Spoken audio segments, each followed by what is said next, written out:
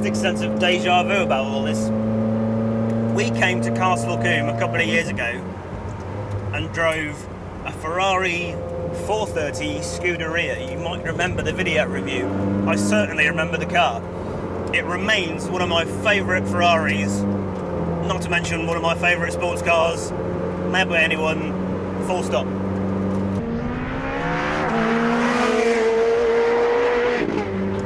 Today we're back again at Castle Coombe and everything is the same with the exception of the protagonist. This is the 458 Speciale, which is of course the wilder sibling to the 458 Italia and the direct successor to the 430 Scuderia. What I'm interested in finding out is whether this thing can be better, grippier, faster, more direct, more exciting than a car that I pretty much already think is the bee's knees.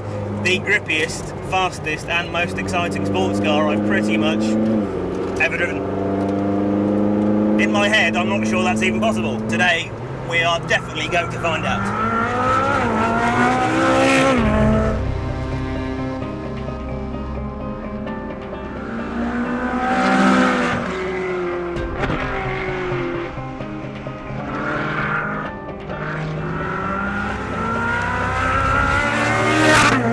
What's new here? Well, quite a lot since you ask.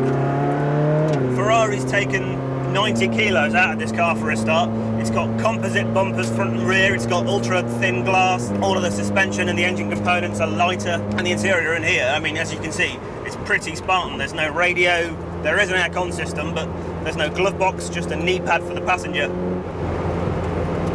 The engine itself has a new cylinder head and a new piston design, so it produces just shy of 600 horsepower and 400 pounds-foot of torque. The chassis is stiffer, there are carbon ceramic brakes off a LaFerrari hypercar and Michelin Pilot Sport Cup tyres, which are that sticky they feel like they could stick it to the underside of an Airbus A380 on takeoff. It's slightly crazy, but wonderful.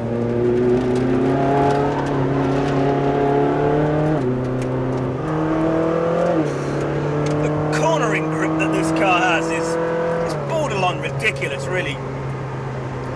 The steering on a standard 458 Italia was already a pretty fast setup. But then you put these chassis rates and these tyres on the car, and the Speciale is it's almost too much to begin with.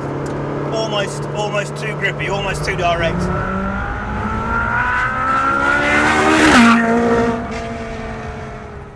Turning into Tower Bend now, which is a fairly fast third gear corner. I've not even got a quarter of a turn on the steering wheel there. I hardly need to steer the car at all. And it's so precise. We're definitely in Lotus XE-Jess, Porsche GT3 RS, AMG Black Series sort of territory here on grip. We may even be beyond that.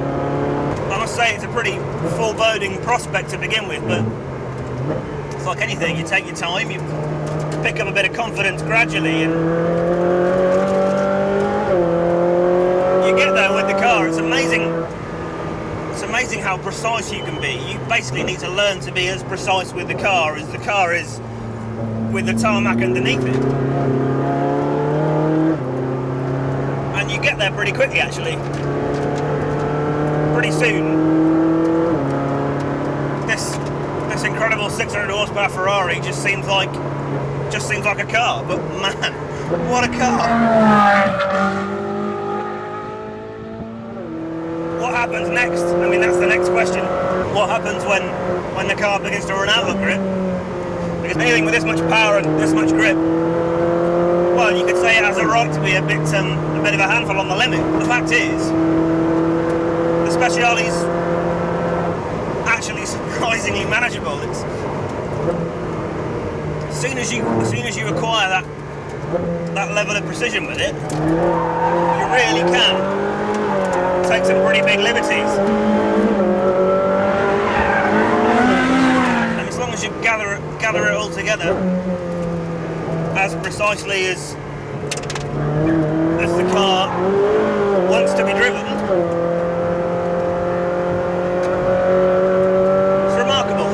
benign the car is, how big the liberties are that you can take with it. You don't expect to be able to do big power slides in a 600 horsepower mid-engine Ferrari, but you can with this one. Right, so we've done 4 or 5 fast laps now, and we've got the heat we need in the tyres and the brakes. We're really beginning to carry some speed, and now's when you begin to really understand what this car's all about, because the control, the precision, it never fades, it never goes away.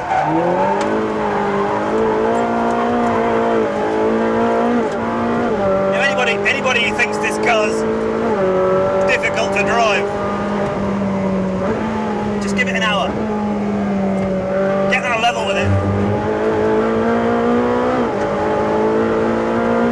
Then tell me you're afraid of it. Guarantee you won't be.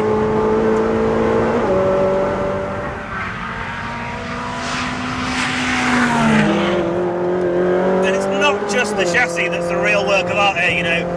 That engine, it may only have 600 horsepower, you know. That's not the most amount of power you can get for your 200 grand these days, but I tell you what, it's just so beautifully responsive.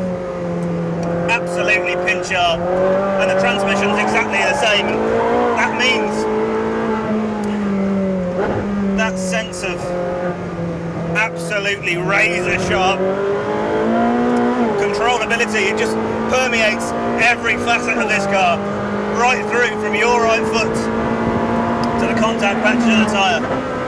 Everything this car does is exactly what you asked for.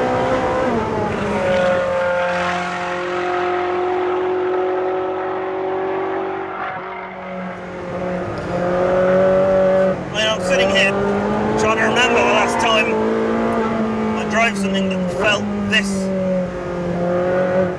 highly developed, this absolutely dialed in and perfectly in step on a track. And there have been some fantastic cars in between, you know, but the last time I really felt like so in tune with the car and so immersed in just the act of driving it was here. It was that Scuderia. You know, you can believe it, this thing really is. It's better in every way. But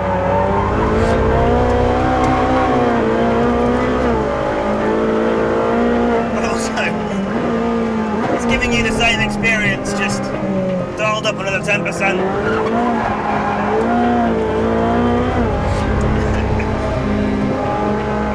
It shouldn't be this much fun either. It shouldn't be this easy. That's the miracle.